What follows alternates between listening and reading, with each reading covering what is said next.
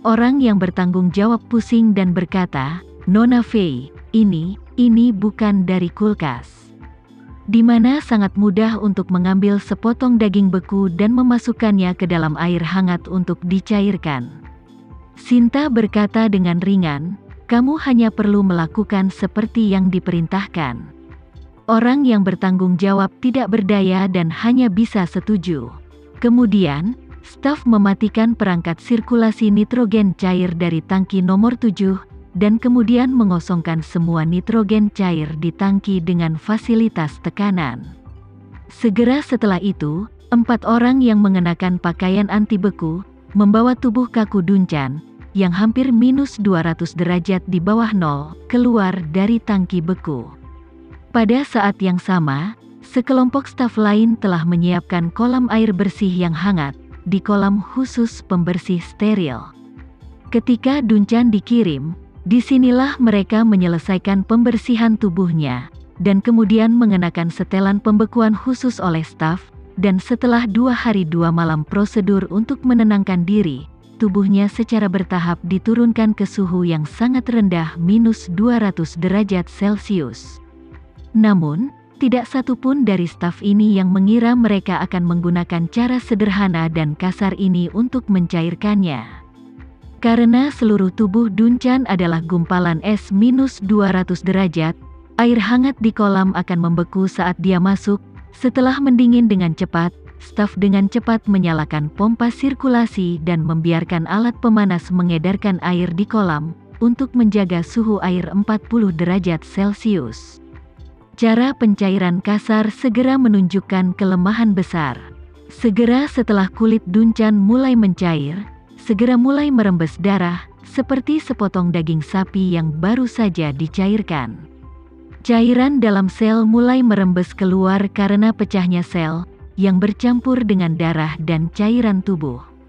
Orang yang bertanggung jawab menutupi wajahnya dengan ngeri dan berkata, "Nona Fei, ini pada dasarnya adalah kerusakan yang tidak dapat diubah." Sinta juga terkejut, tapi tetap berkata dengan tenang, "Oke, tidak ada lagi yang harus kamu kerjakan, kalian bisa pergi sekarang." Semua orang memandangnya dan saling memandang dan pada akhirnya, orang yang bertanggung jawab memimpin. Dia menoleh dan berkata, "Nona Fei, kalau begitu kita akan keluar dulu. Jika Anda membutuhkan bantuan, silakan hubungi kami." Sinta mengangguk dan menyaksikan staf meninggalkan tempat kejadian satu persatu. Dia akan menelepon Tama, tapi dia tidak mengira Tama sudah keluar dari ruang tunggu. Dia memandang Duncan, yang berlumuran darah, dan berkata dengan gugup kepada Tama, "Tuan Renza." Situasi Tuan Duncan mungkin tidak optimis. Tama berkata ringan, "Jangan khawatir, selama otaknya baik-baik saja dia masih bisa diselamatkan." Alasan mengapa Tama dengan kasar meminta untuk mencairkan Duncan langsung dengan air hangat. Apakah dalam analisis akhir karena kemampuan perbaikan sembarangan dari pil resaping? Untuk resaping pil, dari semua organ dan jaringan tubuh manusia, hanya otak dan memori di otak yang tidak bisa diperbaiki, dan sisanya tidak masalah. Dan otak Duncan selalu dilindungi oleh energi spiritual Tama, jadi bahkan jika sel dan tubuhnya rusak parah selama proses pencairan, itu tidak masalah sama sekali. Bagaimanapun, tubuhnya sudah dipukuli menjadi saringan, bahkan jika ada lebih banyak kerusakan, itu tidak masalah, dan itu akan langsung diserahkan ke resaping pil untuk menyelesaikannya bersama. Jika bukan karena kekhawatiran bahwa seluruh pusat beku akan dipenuhi dengan bau daging rebus, Tama ingin seseorang menggunakan air mendidih untuk mencairkannya dengan cepat. Tidak seperti sekarang, dia harus menunggu dengan sabar sampai Duncan mencair. Sekitar 1 jam kemudian, sirkulasi air hangat yang terus-menerus akhirnya membuat tubuh kaku Duncan sedikit demi sedikit menghangat. Sinta mengingat sesuatu saat ini, dan berkata dengan cepat, "Tuan Renza, darah di tubuh Duncan dikosongkan sebelum membeku, dan semua itu diganti dengan solusi perlindungan kriogenik.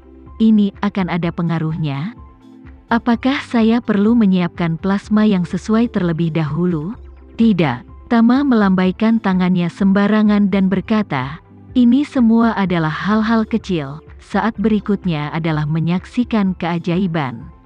Setelah berbicara, dia melangkah di depan Duncan, menyalakan saklar pembuangan kolam, menguras semua air hangat di kolam, lalu mengeluarkan pil resaping dari sakunya.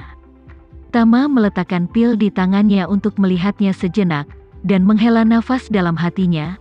Saya tidak pernah bermimpi bahwa pil obat paling berharga yang telah saya perbaiki sejauh ini, yang pertama diselamatkan oleh obat ini adalah orang yang menyelidiki saya, polisi yang ingin menangkap saya. Jika bukan karena fakta bahwa kamu mati karena keluarga Polen, saya benar-benar tidak ingin menyia-nyiakan pil obat yang begitu berharga untukmu, hanya untuk membantu kakek nenek saya. Keluarga Polen saya memberimu bantuan. Memikirkan hal ini, Tama menghela napas, membuka mulut Duncan, dan masukkan pil resaping ke dalam mulutnya. Saat pil yang membentuk kembali dimasukkan ke dalam mulut Duncan, Tama bisa merasakan bahwa tubuhnya hampir diselimuti oleh energi spiritual yang kuat. Kemudian, aura ini mulai membentuk kembali tubuhnya. Meskipun tubuh Duncan dibungkus dengan pakaian beku khusus, dan dia tidak bisa melihat perubahan dalam setelan beku, Tama bisa merasakan bahwa tubuh Duncan yang penuh kerusakan sedang menata ulang dengan kecepatan luar biasa saat ini. Organ pertama yang ditemukan Duncan adalah jantung. Jantungnya, yang hampir hancur, kini telah pulih sepenuhnya, dan kemudian mulai berdetak lagi.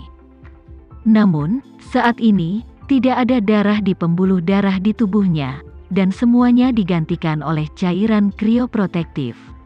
Namun, di bawah pengaruh pil resaping, organ hematopoietik di tubuhnya mulai pulih satu persatu, dan kemudian sejumlah besar darah segar terus diproduksi, dan solusi perlindungan kriogenik asli langsung dibuang oleh tekanan darah segar.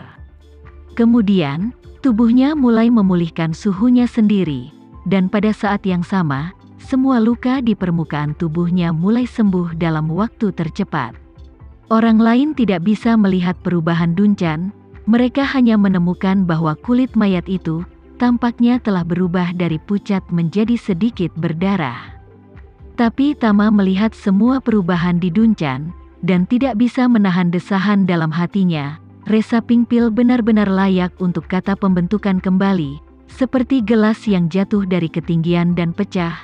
Kalau saja kita merekatkan kembali setiap potongan kaca seperti apa adanya, maka ini tidak akan pernah bisa dianggap sebagai resaping. Hanya jika itu benar-benar dipulihkan seperti sebelum rusak, kamu memiliki celah, dan tidak ada jejak, dapatkah itu dianggap sebagai resaping? Bagian yang rusak dapat diperbaiki, dan bagian yang hilang dapat ditumbuhkan kembali. Obat semacam ini benar-benar sempurna. Pada saat ini, organ tubuh, anggota badan, dan bahkan darah Duncan telah kembali ke tingkat kesehatan yang lengkap. Saat darah terus mengisi sampai mencapai volume darah normal, detak jantungnya menjadi lebih kuat dan lebih kuat. Pada saat yang sama, ia secara bertahap mendapatkan kembali kemampuan untuk bernapas sendiri. Orang lain telah bisa melihat naik turunnya dadanya dengan mata telanjang. Seluruh tubuh Sinta seperti mendapatkan tepukan guntur, dan dia berkata dengan ngeri, "Tuan Renza." Duncan benar-benar hidup. Tama mengangguk dan berkata dengan ringan, "Hampir waktunya dia bangun." Begitu dia selesai berbicara, Duncan perlahan membuka matanya. Sinta mundur selangkah tanpa sadar saat ini, jantungnya masih berpacu seperti 1000 kuda. Meskipun dia menduga Tama pasti punya cara untuk menyelamatkan Duncan, dia tidak menyangka Duncan bisa bangun dalam waktu sesingkat itu hanya dengan satu pil. Orang ini tinggal di suhu rendah hampir minus 200 derajat selama beberapa hari, belum lagi menyadarkannya, butuh beberapa jam untuk mencairkannya, dan dia bahkan mengatakan bahwa dia masih hidup jika dia selamat. Johan merasa lebih terkejut. Dia tidak bisa membantu tetapi berseru dan berseru, "Sial, hidup?" Dia adalah gundukan es besar barusan, sekarang dia hidup kembali. Duncan masih melanjutkan saat ini.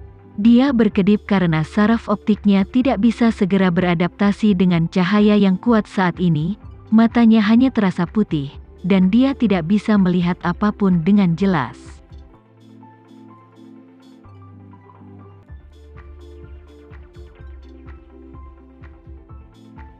Sekian dulu ya video kali ini, kita lanjutkan lagi videonya di lain waktu.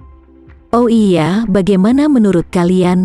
Semoga bisa sedikit menghibur kalian semua. Untuk teman-teman yang baru nonton, jangan lupa subscribe ya, hehehe. Dan kalau teman-teman ada yang ingin gabung langganan, bisa langsung gabung saja untuk dapat fitur yang menarik dan sedikit membantu Mimin. Terima kasih banyak sudah menonton, sampai jumpa lagi, bye.